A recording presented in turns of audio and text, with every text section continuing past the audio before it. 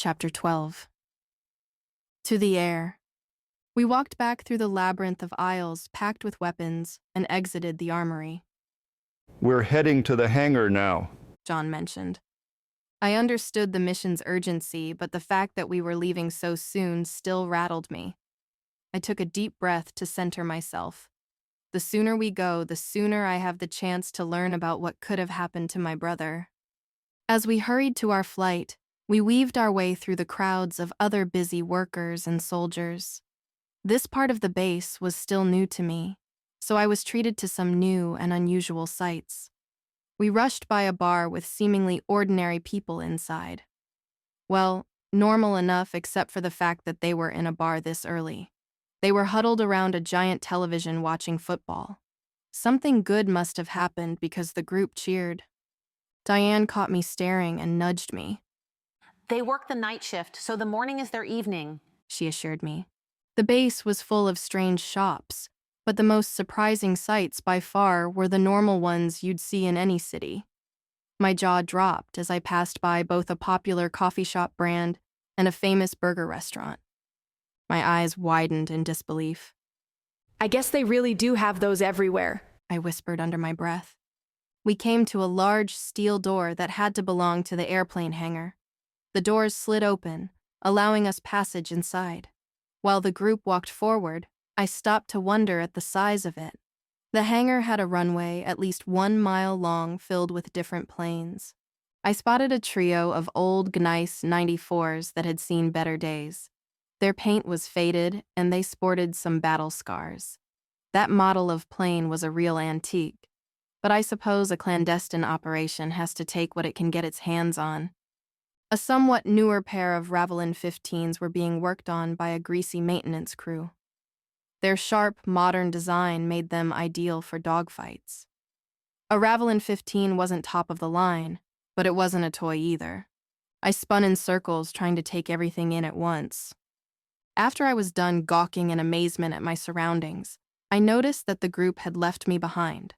I quickly ran after my companions. Of course, all of this was normal to them. Which one of these are we going to take? I asked, catching my breath. John pointed over to a twin-engine plane.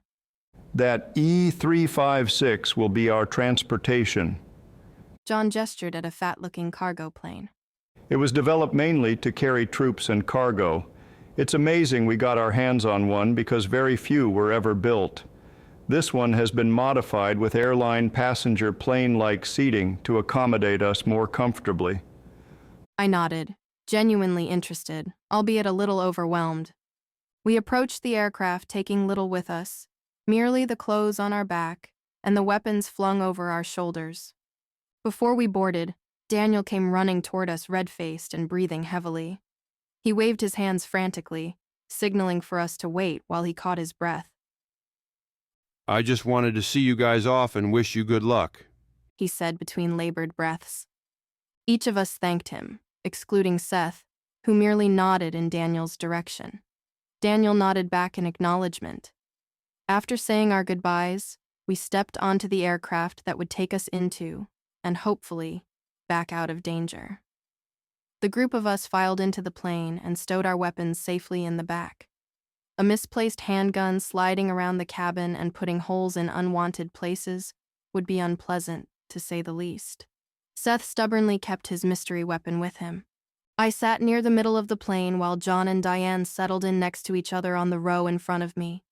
Seth found a seat near the back and barked, "Someone wake me when we get there." I admit I was feeling a little more sympathetic after hearing about Seth's upbringing, but it did not change the fact that he was a callous lout. A man wearing a flowery shirt emerged from the cockpit and gestured carelessly to the emergency exits. Commercial airlines take triple the time to go over the safety procedures, and no one listens anyway, he complained, slinking back into the cockpit. A smartly dressed woman squeezed past him into the main compartment. I apologize for my co-pilot. He had a long night of losing at cards, she said in a thick accent. I'm Amy, and I'll be your pilot this fine morning. Anyways, in the event of an emergency, we're most likely dead. This will not be a pleasure cruise. We're expecting some kind of ground-to-air fire, but we're not sure if that means advanced missiles or slingshots," she said, dripping sarcasm. She spun on her heels and, with her back to us, said, "We'll be taking off now, so please fasten your seatbelts. Or don't. You're all big kids now, so do what you want." I, of course, quickly fastened my seatbelt. I glanced around and noticed I was the only one who had done so. The aircraft began to rumble and creaked forward, slowly gaining speed. Soon we would be fighting for our lives in an attempt to spare the world from even more bloodshed. I knew that we might not come back in one piece, if we even came back at all. I had a flashback to my time as a soldier, and how some people had come back so torn that they could fit neatly in a small package. As we gained speed, something occurred to me that should have been obvious from the get-go. How would we fly out from the belly of a mountain? I began to panic as I leaned into the aisle to see what I could through the pilot's windshield. We were approaching the inner wall of the mountain at a breakneck pace. Had something gone wrong with the doors? The others didn't seem worried. As we were about to slam into the inner wall of the cavern, I winced, bracing for impact. At that moment, a grinding noise echoed through the cavern. Some sort of mechanism roared to life and began to split the walls of the mountain. We reached the end of the runway, just as the walls separated completely and revealed the peaceful blue sky.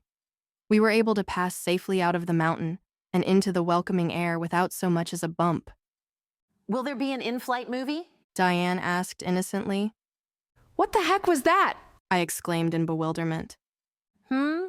Diane purred, obviously disinterested.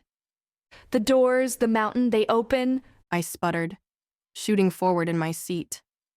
Diane simply shrugged and turned to peer at me through the crack between the seats. The wall of the mountain is split, and there's a sliding mechanism on each of the two pieces. What about it? Diane raised an eyebrow. How else would we get the planes out of the mountain and into the open air? I could tell she thought my reaction was rather silly. I fell backward into my seat, not even attempting to argue the absurdity of it all. I'd learned it was better to simply roll with it. Once the plane leveled out, I removed my seatbelt and leaned forward to get Diane's attention. I jabbed her in the shoulder with my finger. Diane, what exactly is the plan? I whispered.